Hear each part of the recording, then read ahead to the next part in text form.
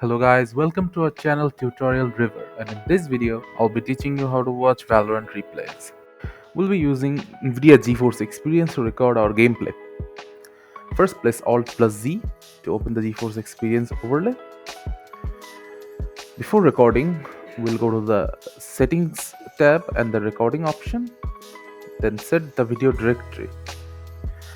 After that, we'll click on Record and click Start. Then we'll do some jumping and shooting around.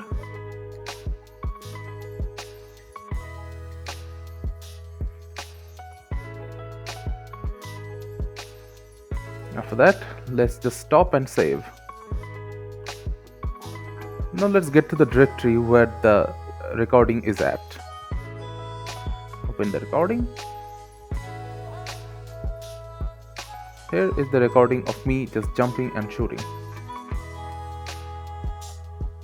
In this way you can record your replays. Thank you again for watching the video. Make sure to like this video and subscribe to our channel, and see you in the next video.